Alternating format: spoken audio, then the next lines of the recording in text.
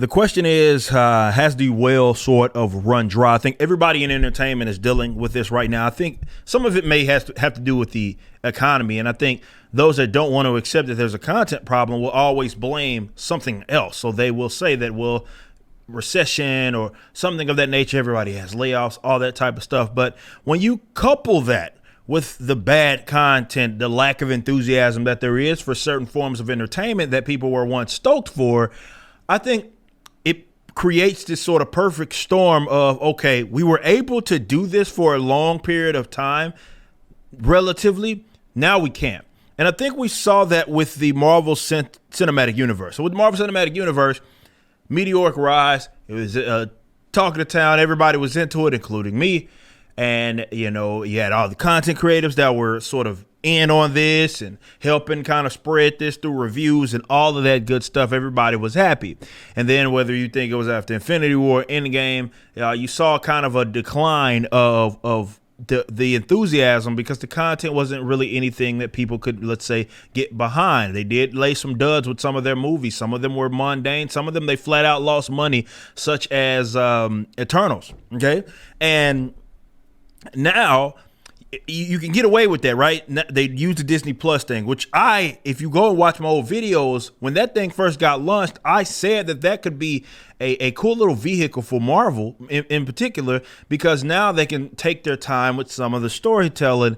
And if they feel like, well, this character isn't worth introducing maybe right off the rip in a movie, they could introduce them and use Disney Plus to try to get people stoked on that character. Well, they failed, let's say, at certainly doing that, and they were putting out so much content, and it looks like the reins, they're going to kind of move back a little bit.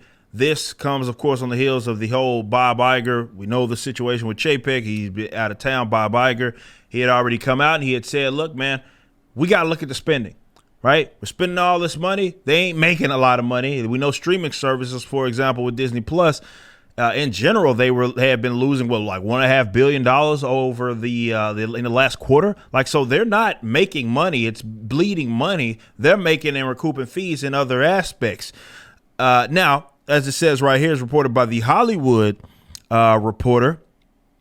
It says after years of Marvel and Star Wars movies, it says Disney is putting the brakes on the output of some of its biggest franchises brands following Bob Iger's February 8 comments that the company needs to be better at creating franchise content that's extraordinarily expensive. We want the quality on screen, but we have to look at what they cost us. Now, it isn't just me. If you look at some of the budgets for some of these films and the TV shows, they are outrageous. And it doesn't even seem like anybody can pick up a reason as to why they're spending so much on this. Like the animation, even for where there is with like Disney, they cost so much money. And that's not to say that they're cheap to make. It's that these things have become so bloated that you're not even really getting a return like that, where, you know, they don't get most of the ticket sales. I think most normies don't even understand this. So when you see like a box office, that's not just all the money that they're pocketing. That's not how it has ever worked. You have the theaters that are gonna have to certainly get that cut, and of course you include the money that they spend on marketing. Hell, Ant-Man at a Super Bowl. If to my knowledge, a Super Bowl commercial, that's going to cost you probably $20 million by itself. They're spending all this money on marketing and all of that. They're not really getting these returns. So as this article kind of goes through, it looks like there's only going to be, with Marvel at least, a couple of shows. It says right here for this year, that is. And what feels like a different timeline ago at July San Diego Comic-Con, Marvel chief Kevin Feige put the pedal to the metal when he outlined 5 Disney Plus shows for 2023. And that included What If, Season 2, Echo, Loki, Ironheart, and Agatha, Coven of Chaos. I don't know how anybody can get stoked on any of that, by the way. Now, sources tell the Hollywood Reporter that Loki Season 2 and the Samuel L. Jackson-led Secret Invasion are the only sure bets to debut this year. Even projects that wrapped up months ago, such as Hawkeye spinoff Echo and Wakanda Forever spinoff Ironheart, are unlikely to arrive at in 2023 as the studio spreads out its content and tinkers in post-production. They're trying to probably max the crap that a lot of this is. Star Wars looks like they're going to be doing a similar thing. It's just not sustainable. And I told y'all this, that it wasn't ever sustainable to continue to pump out all of this content in the way that they do and spending as much. And some of it's Hollywood. They did themselves in. They're spending way too much on this product.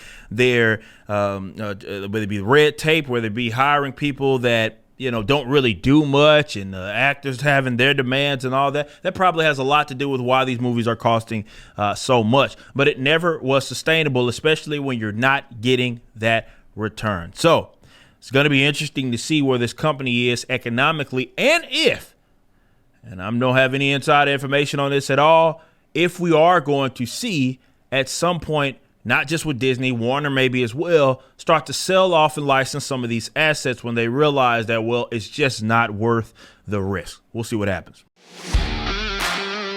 Wherever you're viewing the content, I appreciate you. If you enjoyed it, you may be interested in my comic book company, Rippaverse Comics. Our first book and campaign, ISOM #1, brought in $3.7 million with tens of thousands of satisfied customers. Visit Rippaverse.com to check out our store and stay up to date with the latest campaigns from one of the hottest new comic book companies. Also, my first big step towards a parallel economy was the development of my personal website, ericdjuly.com. This entirely replaced my Patreon. Now, if you enjoy this content, please consider becoming a member over at the website. We have an ever-expanding list of perks for various membership tiers, a forum, and a phone app. Some of these perks will even benefit you if you're fans of the Rippaverse. Anyway, I appreciate you so much for being a supporter and or customer. I even got a little love for my haters.